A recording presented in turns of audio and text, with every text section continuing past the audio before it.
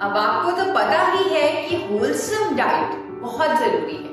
अब खाना खाना तो सबकी पसंद है, पर हम ये भूल जाते हैं कि उसे बनाने में भी तो बहुत एफर्ट लगता है, specially when it comes to picking up the right ingredients.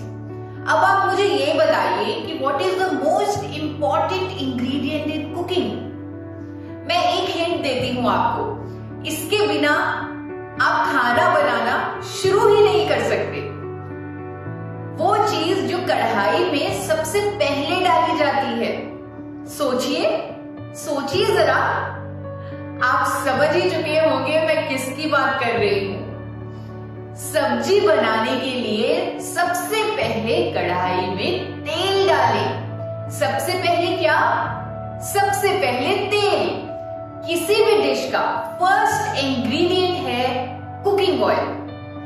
Hi, this is Isha Vashisht and I am a dietitian.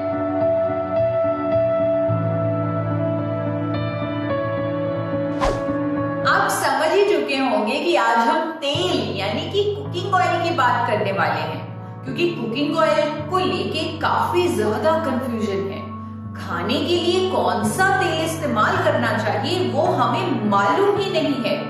दोस्तों, cooking oil is a very important part of our Indian diet, but उसमें maximum confusion रहता है। इतना confusion कि कभी कभी लोग ये भी सोचते हैं कि उसे यूज करना भी चाहिए कि नहीं।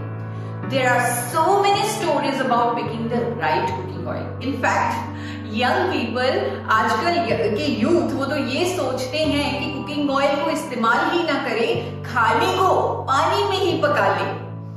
उनको लगता है कि तेल खाने से हम मोटे हो जाएंगे, जो कि एक बहुत बड़ा मिथ है। जी हाँ, बहुत बड़ा मिथ। अगर हम तेल खाने से मोटे होते तो आजकल के ट्रेंडिंग वेट लॉस कॉन्सेप्ट्स जैसे कि कीटो डाइट, LCHF डाइट, जिसमें हमें 80% फैट्स खाना होता है, उससे लोग धड़ाधड़ वेट कैसे कम कर पाते? हम मोटे फैट से नहीं दोस्तों, हम मोटे होते हैं एक्सेस कैलोरीज खाने से। और वो कैलोरीज चाहे कार्ब से भी आ सकती हैं, वो कैलोरीज शुगर से आ सकती हैं। जरूरी नहीं कि वो सारी कैलोरीज फैट से ही आए। सो फैट्स का नाम ही फैट्स है, इसका मतलब लोग ये समझ लेते हैं कि फैट्स यानी मोटा होना। बल्कि दोस्तों, आई एम अ डाइटिशियन और मैं आप लोगों को बताना चाहती हूँ कि फैट्स हमारे लिए, हमारी सेहत के लिए एक्सट्रीमली एसेंशियल मैक्रोन्यूट्रिएंट है। दोस्तों, अगर आप फैट्स और ऑयल्स अप्रोप्रिएट अमाउंट में नहीं ले रहे तो आप अपनी सेहत के साथ बहुत बड़ा खिलवाड़ कर रहे हैं। बहुत सारे फैट सॉल्युबल विटामिन जैसे कि vitamin A, vitamin D, vitamin E, vitamin के, ये सारे हमारे शरीर में डिसॉल्व ही नहीं होंगे अगर हमारे अंदर अप्रोप्रिएट फैट्स और ऑयल्स ना हो, because all of this vitamin are fat soluble vitamin. दोस्तों, हमारा दिमाग, हमारा ब्रेन 70% फैट्स का बना हुआ है। अगर हम फैट्स ही नहीं खा रहे, हम अपने दिमाग को भोजन नहीं दे रहे। आप सोचिए, हमारे शरीर में ट्रिलियंस ऑफ सेल्स हैं, ट्रिलियंस ऑफ सेल्स, और हर सेल की स्ट्रक्चरल पार्ट में फैट्स है। और आपको ये भी बताना चाहूंगी, कुछ ऐसे एसेंशियल फैटी एसिड्स जिन्हें हमारी बॉडी खुद नहीं बना सकती, वो भी हमें फैट से ही मिलते हैं, और उनके बिना हमारा शरीर अच्छे से काम भी नहीं कर सकता।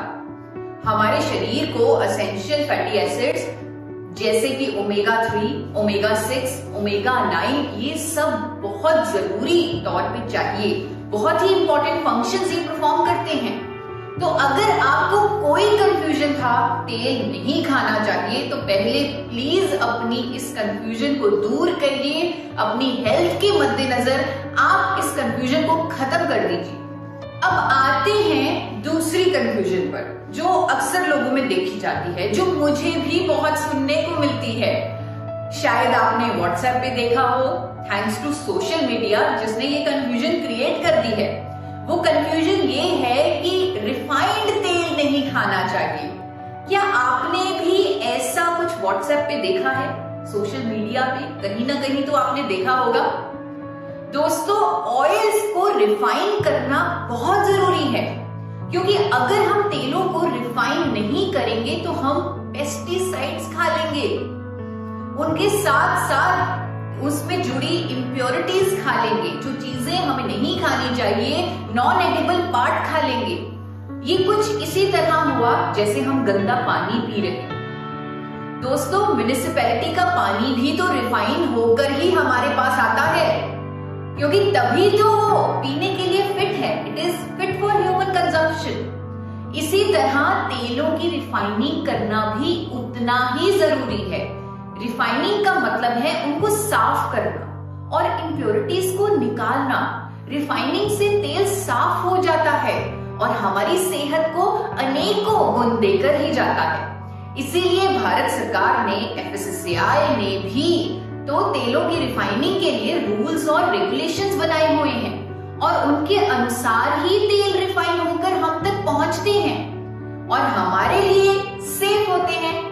सो अब ये भी मत सोचिए कि रिफाइंड तेल नहीं खाना चाहिए। इस कंफ्यूजन को भी दूर कर दीजिए। कंफ्यूजन्स खत्म करने के बाद अब हम अंडरस्टैंड करेंगे कि कुकिंग ऑयल की क्वांटिटी कितनी होनी चाहिए और कौन सा तेल हमें खाना चाहिए। पहले बात करेंगे कितना तेल हमें लेना चाहिए। दोस्तों, आपको बताना चाहती हूँ NIN ICMR द्वारा डाइटरी रेगुलेशंस जो हमारे लिए बनी हुई हैं, जिन्हें मैंने भी अपनी न्यूट्रिशन की पढ़ाई में भी डिटेल में बहुत पढ़ा है। उनके अनुसार even someone who leads a sedentary lifestyle, he also needs 25 grams of visible fat per day। उसे हर रोज 25 ग्राम फैट लेना ही चाहिए and that quantity can go up to 40 grams अगर वो फिजिकल एक्टिविटी करता है। ये क्वांटिटी बच्चों के लिए 30 ग्राम से लेकर 50 ग्राम तक भी हो सकती है। तो दोस्तों, अब हमें पता चल चुका है कि कितना फैट हमें लेना चाहिए। अब हम बात करेंगे कौन सा तेल हमें खाना चाहिए। मार्केट में बहुत सारे कुकिंग ऑयल हैं और हर रोज एक नया फिल्म स्टार आता है, हमें कहता है कि हमारे दिल के लिए ये वाला तेल अच्छा है, हमारी इम्यूनिटी के लिए ये वाला तेल अच्छा है। और ऑप्शंस भी इतने सारे कि चूज करना तो मुश्किल है। सोयाबीन ऑयल से लेकर सरसों के तेल तक, cotton seed oil, sunflower oil, safflower oil, coconut oil, groundnut oil, ना जाने कितने ब्रांड्स हैं मार्केट में तेलों के। आज हम इस कंफ्यूजन को दूर करेंगे और मजे की बात ये है कि कंफ्यूजन मैं नहीं, आप खुद दूर करेंगे। मैं सिर्फ आपको कुछ थंब रूल्स, कुछ प्रिंसिपल्स बताने वाली हूँ जिनको समझकर आप खुद डिसाइड करेंगे कि कौन सा तेल इस्तेमाल करना चाहिए। देखिए दोस्तों, कौन सा फैट्स लेना है, कंफ्यूजन के चलते national institute of nutrition Hyderabad और वर्ल्ड हेल्थ ऑर्गेनाइजेशन ने एक वर्कशॉप की और लोगों को सही दिशा दिखाने की कोशिश की। टाइम टू टाइम वो डाइटरी रेगुलेशंस, गाइडलाइंस देते रहते हैं ताकि किसी से कोई भी गलती ना हो। दोस्तों, हर तेल में 3 तरह का फैट होता है, जिसे हम सफा, कुफा और मुफा यानी कि सैचुरेटेड फैट, पॉलीअनसैचुरेटेड फैट और मोनो अनसैचुरेटेड फैट भी कहते हैं। इन तीनों को as per WHO and NIN हमें एक रेशो में लेना होता है। अगर रेशो की बात करें तो टू बी एग्जैक्ट इस रेशो में जो स्क्रीन पर आपको दिख रही है उसी में लेना होता है। यानी कि अगर हम रेशो को ध्यान से देखें, हमें तीनों तरह के फैट्स को बैलेंस मात्रा में, बराबर मात्रा में लेना है। मुफा को हल्का सा ज्यादा लेना है। रेशो देखकर आप घबराएं नहीं, आज हम सारे प्रिंसिपल सीख लेंगे और इस रेशो को एग्जैक्ट मैच भी कर लेंगे। मैच करना जरूरी है दोस्तों, क्योंकि हजारों साइंटिस्ट और मेडिकल फ्रेटर्निटी ने मिलकर इस रेशो को बनाया है, इन डाइटरी गाइडलाइंस को ले डाउन किया है, क्योंकि इन तीनों फैट्स का अपना अपना रोल है, अपने अपने फंक्शंस हैं हमारे शरीर में और इन्हें इसी तरह इस रेशो में वो मिलेंगे। तो अब मार्केट में तो इतने सारे तेल हैं, किसी में सफा ज्यादा है यानी कि सैचुरेटेड फैट ज्यादा है, किसी में पुफा फैट ज्यादा है यानी कि पॉली अनसैचुरेटेड फैट ज्यादा है, और किसी में मोनो अनसैचुरेटेड फैट यानी कि मुफा बहुत ज्यादा है। कैसे रेशो को मीट करें और क्या होगा अगर हम रेशो में गड़बड़ी कर देंगे? उदाहरण के तौर पे आपको बताती हूँ, जितने भी थिक ऑयल्स हैं, गाढ़े तेल हैं, जैसे कि देसी घी, मक्खन, इनमें सैचुरेटेड फैट बहुत ज्यादा होता है, because saturated fat is solid in nature. जो जितना एक तेल गाढ़ा आपको दिखेगा, आप समझ लीजिएगा कि उसमें सैचुरेटेड फैट बहुत ज्यादा है। अगर हम आज के लाइफस्टाइल के अनुसार देसी घी खाना शुरू कर दें, यानी कि ज्यादा सैचुरेटेड वाला तेल हम खाना शुरू कर दें, तो क्या होगा? तो दोस्तों, हमारा कोलेस्ट्रॉल बढ़ जाएगा, हमें हार्ट प्रॉब्लम हो जाएगी। This is because saturated fat increases both HDL and LDL cholesterol in our blood. Both good and bad cholesterol it increases. लेकिन आपने लोगों को कहते हुए भी सुना होगा कि पुराने जमाने में तो हम देसी घी खाया करते थे, तब तो कुछ भी नहीं होता था। लेकिन शायद वो भूल चुके हैं कि पुराने जमाने में फिजिकल एक्टिविटी बहुत होती थी। लोग जहां जाते थे चलकर जाते थे या साइकिल के थ्रू जाते थे, वो बैलगाड़ी चलाते थे या फिर चक्की चलाते थे। इतनी ज्यादा फिजिकल एक्टिविटी होती थी कि जिसकी वजह से देसी घी जो एलडीएल कोलेस्ट्रॉल पर इंपैक्ट डालता था, यानी जो बुरे कोलेस्ट्रॉल को बढ़ा देता था, वो इन एक्टिविटीज के कारण न्यूट्रलाइज हो जाता था। इवन पुराने जमाने में लोग फाइबर रिच डाइट खाते थे, वो फाइबर भी इस बुरे कोलेस्ट्रॉल के बढ़ाव को रोक देता था, इसके नेगेटिव इफेक्ट को खत्म कर देता था। इसीलिए पुराने जमाने में देसी घी दुष्प्रभाव नहीं देता था। पर दोस्तों, आप जानते हैं आजकल की बात अलग है। हम सब सेडेंट्री लाइफस्टाइल के शिकार हैं। इस सब में अगर हम देसी घी खाएंगे तो हम हार्ट डिजीजेस को न्योता दे देंगे। इसीलिए ज्यादा सैचुरेटेड फैट वाले तेल हम नहीं ले सकते। So thumb rule number 1, restrict oils with very high saturated fats. अब बात करते हैं उन तेलों की जिनमें पॉली अनसैचुरेटेड फैट ज्यादा होता है, जैसे कि safflower oil, sunflower oil, corn oil, cotton seed oil, soybean oil. इन सब में पुफा फैट बहुत ज्यादा होता है। पुफा फैट ज्यादा होने से हमारा अच्छा कोलेस्ट्रॉल कम हो जाता है, क्योंकि पुफा फैट हमारे अच्छे और बुरे दोनों कोलेस्ट्रॉल को कम करता है। तो अगर हम ये पुफा वाले तेल खाएंगे तो हम अपना अच्छा कोलेस्ट्रॉल कम कर लेंगे दोस्तों। साथ ही साथ ये भी सामने आ चुका है कि लंबे समय तक अगर पुफा वाले तेल खाए जाएं तो लोगों को अर्थराइटिस की प्रॉब्लम हो जाती है। जी हाँ, बिल्कुल, साइंटिफिक कम्युनिटी इस बात का दावा कर चुकी है, बता चुकी है कि अच्छे कोलेस्ट्रॉल को कम करने के साथ साथ जोड़ों के दर्द की समस्या पैदा कर देता है पुफा रिच ऑयल्स।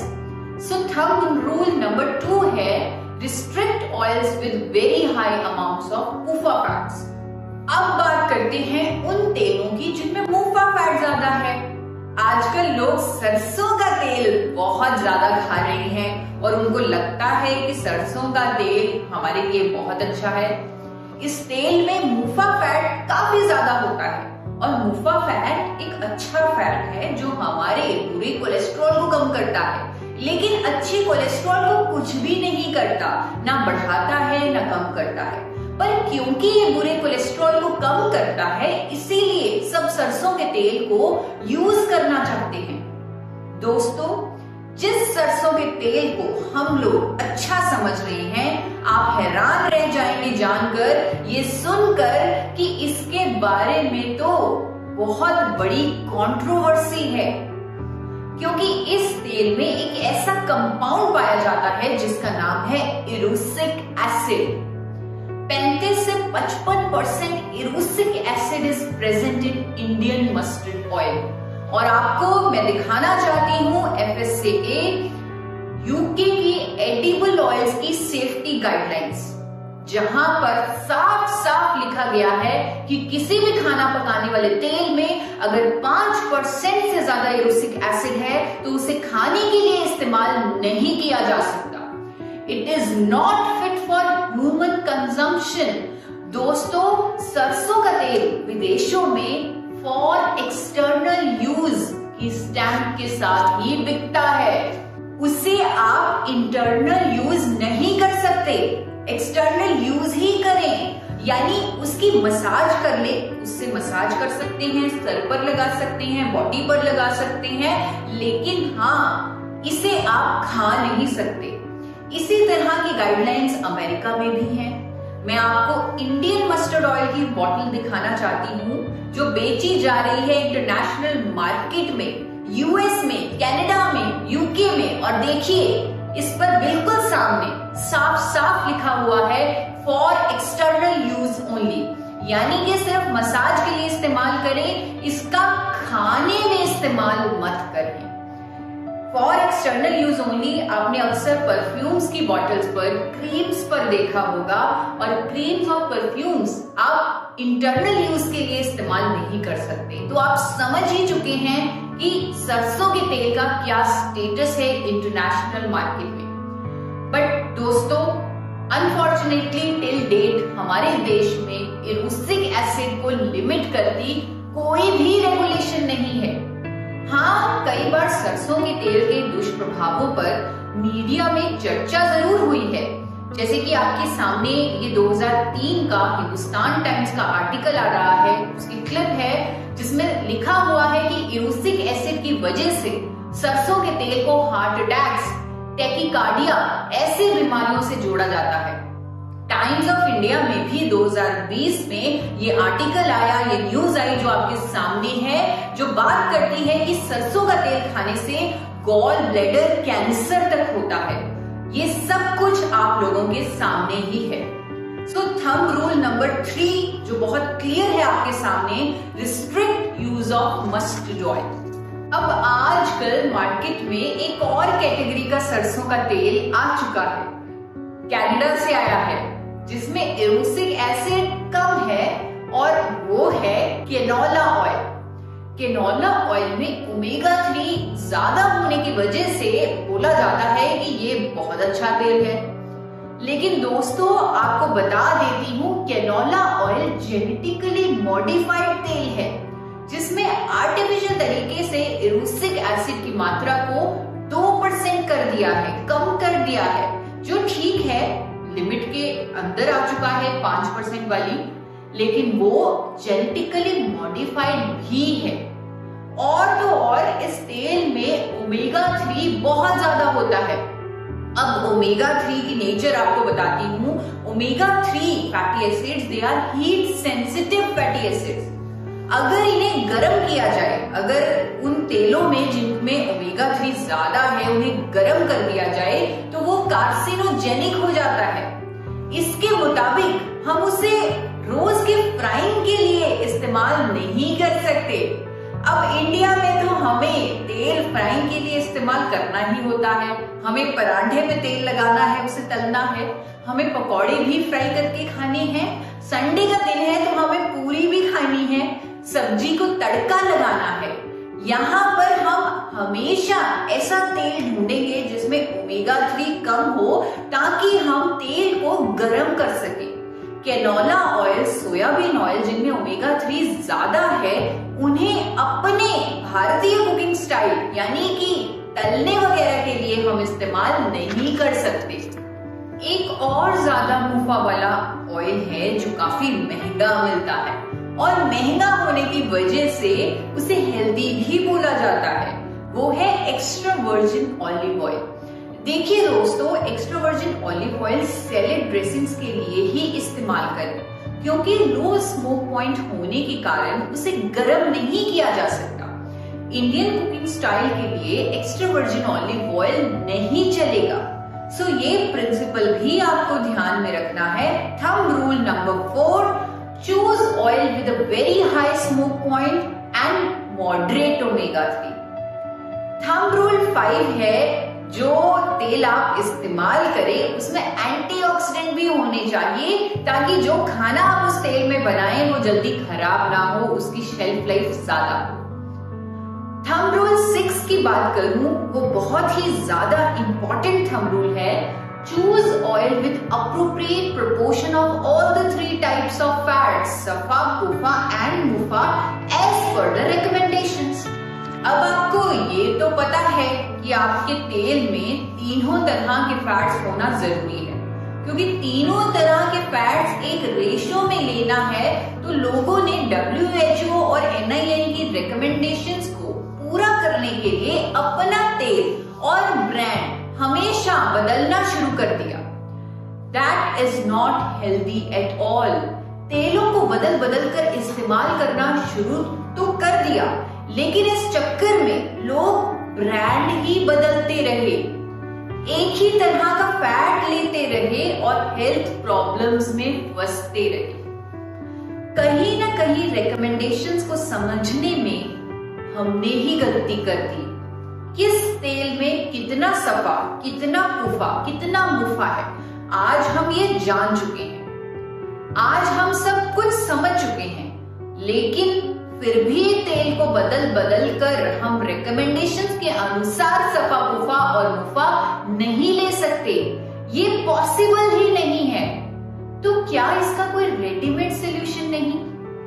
क्या कोई एक ऐसा तेल नहीं जो रेशो को मीट कर सके और मेरे बताए हुए सारे थंब रूल्स भी पूरे करे? खुशी की बात यह है कि एक रेडीमेड सॉल्यूशन इंडियन मार्केट में मौजूद है। सो दोस्तों, ऐसा कौन सा तेल है जिसमें ये सब कुछ पूरा होता है, जो सारे प्रिंसिपल्स को मीट करता है?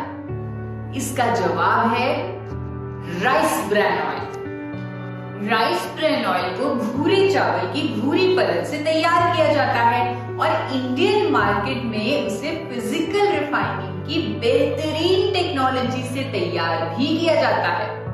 Physically refined rice bran oil Indian market में मिल रहा है, जिस टेक्निक में बिना कास्टिक सोडा के इस्तेमाल से फिजिकल रिफाइनिंग करके राइस ब्रैन ऑयल को तैयार किया जा रहा है। सारे थंब रूल्स पूरा करता हुआ राइस ब्रैन ऑयल हमें NIN के रिकमेंडेशंस के अनुसार तीनों तरह के फैट्स को संतुलित मात्रा में भी देगा। सफा, कुफा और मुफा की रेशो राइस ब्रैन ऑयल की रिकमेंडेशन के काफी करीब है, आप देख सकते हैं। और कट टू कट रिकमेंडेशंस को मीट करने के लिए हमें 5 ग्राम लगभग एक छोटा चम्मच हर रोज अलसी के बीज, चिया सीड्स या फिर अखरोट लेने चाहिए, ताकि हमारा ओमेगा 3 भी पूरा रहे, क्योंकि राइस ब्रैन ऑयल में ओमेगा 3 कम होता है। दोस्तों, राइस ब्रैन ऑयल के और भी कई फायदे हैं, जैसे कि इसमें बहुत बड़ी मात्रा में टोकोफेरोल्स, टोकोट्राइनोल्स और ओरिजिनॉल जैसे 3 प्रकार के पावरफुल एंटीऑक्सीडेंट्स होते हैं, जबकि ट्रेडिशनल कुकिंग ऑयल्स में एक ही तरह का एंटीऑक्सीडेंट टोकोफेरोल्स ही पाए जाते हैं। राइस ब्रैन ऑयल के 3 पावरफुल एंटीऑक्सीडेंट हमारी सेहत के लिए बहुत ही अच्छे हैं। एंटीऑक्सीडेंट्स की वजह से शेल्फ लाइफ भी बढ़ जाती है, जो भी खाना हम राइस ब्रैन ऑयल में बनाते हैं उसकी। सभी तेलों के मुकाबले इसका स्मोक पॉइंट भी सबसे ज्यादा है। हमारी इंडियन कुकिंग के लिए ये बिल्कुल सही है, लेकिन हाँ, कुदरती तौर पे जैसे मैंने आपको बताया, इसमें ओमेगा 3 नामात्र होता है, जो कि अच्छा भी है। अगर ज्यादा होता तो हम इसमें फ्राई ना कर पाते, जैसे कि मैंने आपको अभी बताया भी था। ओमेगा 3 अलग से ही लेना पड़ेगा। आप अखरोट, अलसी के बीज, चिया सीड्स ये लेकर अपना ओमेगा 3, या फिर आप सप्लीमेंट भी ले सकते हैं ओमेगा 3 का, ये लेकर अपना ओमेगा 3 पूरा कीजिए। देखिए दोस्तों, physically refined rice bran oil हमारे लिए बेस्ट है। मैंने इस पर खुद काफी रिसर्च भी की है। दोस्तों, जापान में इसे हार्ट ऑयल और अमेरिका में इसे हेल्थ फूड का भी दर्जा दिया हुआ है। दोस्तों, कहीं ना कहीं मुश्किल ये भी रहती है कि कौन सी कंपनी, कौन से ब्रांड का राइस ब्रैन ऑयल हम इस्तेमाल करें। हम कंफ्यूज हो जाते हैं क्योंकि कितने सारे ब्रांड्स हैं और इवन ब्लेंड्स भी हैं। यानी कि किसी तेल में 80% राइस ब्रेन ऑयल है तो किसी में 60% राइस ब्रेन ऑयल है और दूसरा कोई और तेल है। दोस्तों, आज आप राइस ब्रेन ऑयल के फायदे समझ चुके हैं और आप ये जान चुके हैं कि ये इकलौता ऐसा तेल है जो रिकमेंडेशंस के बिल्कुल करीब है। सो आपको चूज करना होगा 100% राइस ब्रेन ऑयल का ब्रांड, ताकि इसे आप बिना बदले एज अ सिंगल ऑयल इस्तेमाल कर सकें और सारी रिकमेंडेशंस को पूरा कर सकें, सारे थंब रूल्स को पूरा कर सकें। हाँ दोस्तों, एक और थंब रूल आपको बताना चाहती हूँ, थंब रूल 7। आप जिस राइस ब्रेन ऑयल को चूज करेंगे, 100% राइस ब्रेन ऑयल को चूज करेंगे, उसमें चेक कीजिए कि उसमें ओरिजिनॉल की मात्रा कितनी है। हाई ओरिजिनॉल वाला राइस ब्रेन ऑयल ही इस्तेमाल करेंगे। दोस्तों, राइस ब्रेन ऑयल में ओरिजिनॉल की पावर होती है और दोस्तों आपको गामा ओरिजिनॉल के सप्लीमेंट्स के फायदे मालूम भी हैं, जो हर कोई 18 वर्ष से ले सकता है और अपनी हेल्थ लेवल को रेज कर सकता है। लेकिन हम ये भी जानते हैं कि कोलेस्ट्रॉल का जमाव तो बचपन से ही शुरू हो जाता है, तो क्यों ना हम एक ऐसा कुकिंग ऑयल चूज करें जो शुरू से ही हमारी कोलेस्ट्रॉल को मैनेज रखे। लाइक बचपन से ही बच्चों को ओरिजिनॉल की पावर देने का तरीका है हाई ओरिजिनॉल वाला राइस ब्रेन ऑयल।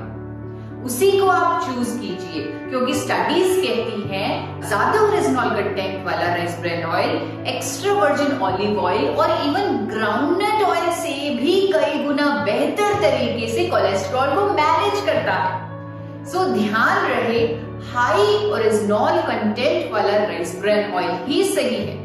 मार्केट में अनेकों ब्रांड्स में 10,000 ppm यानी 1000 mg से लेकर 14,000 ppm यानी 1400 mg तक का ओरिजिनॉल होता है। So higher is better to manage cholesterol from childhood. दोस्तों, very important thumb rule number 8, choose a manufacturer company which is following good manufacturing practices.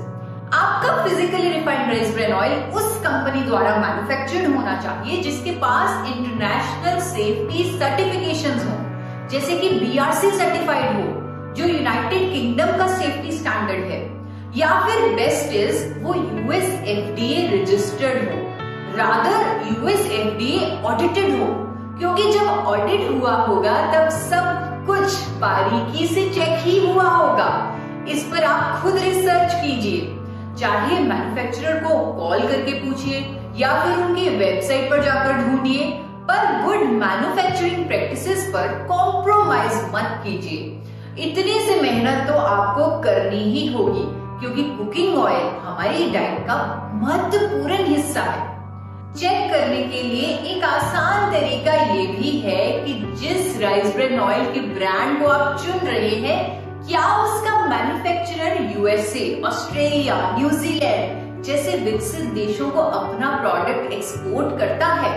फिर आपका काम बन जाएगा, क्योंकि ऐसे देशों के सेफ्टी स्टैंडर्ड्स तो हमारे देश से कई ज्यादा स्ट्रिक्ट हैं, और अगर उस कंपनी का राइस ब्रेन ऑयल को ले रहे हैं, दैट मीन्स वो कंपनी हर इंटरनेशनल सेफ्टी स्टैंडर्ड को फॉलो करती है।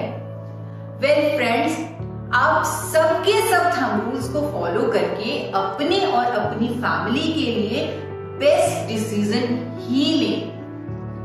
दोस्तों, आई एम श्योर आज का वीडियो आपके लिए बहुत नॉलेजेबल रहा होगा। ऐसे ही और fact based eye opener videos पाने के लिए इस चैनल को सब्सक्राइब करें और इस वीडियो को ज्यादा से ज्यादा शेयर